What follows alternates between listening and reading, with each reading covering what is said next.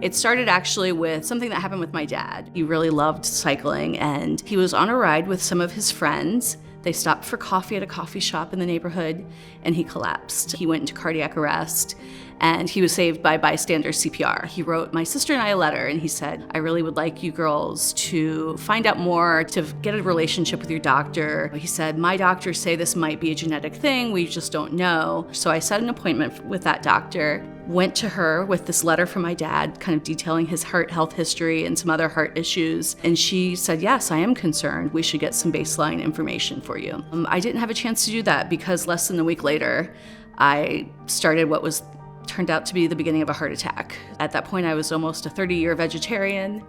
I don't smoke, I never have. I'm relatively active, at that point as active as, someone with a 2-year-old, an almost 2-year-old could be. And so I kind of dismissed the symptoms at first. They also weren't just sort of your typical heart attack symptoms. When that happened, I was very much in denial about the situation.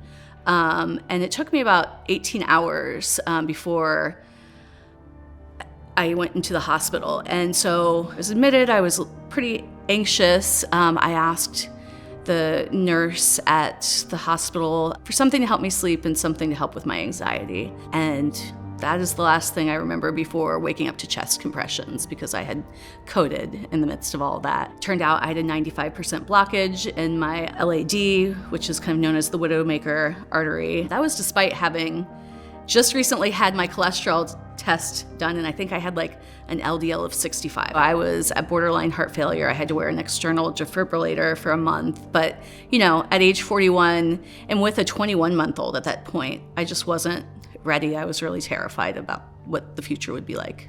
My doctor, she was astounded. She said, you should get your blood drawn for various things, and the lipoprotein(a) test was one of those things. The second I saw those test results come in, I started Googling, and it was really disheartening. I had a little kid.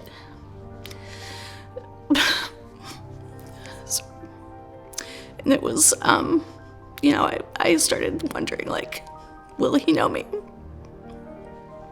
It was good to have an answer in some ways, but also really hard to have that answer and to not have a real clear path forward. I also felt later on a degree of frustration that the doctors had told my dad, oh, this might be something that runs in your family, but nobody had ever specifically called out lipoprotein(a). Had I known that I had a high level of lipoprotein(a), then when I started having those first heart attack symptoms, I would have taken it seriously. And I think I would have incurred less damage to my heart. I wish more people knew how common lipoprotein(a) is.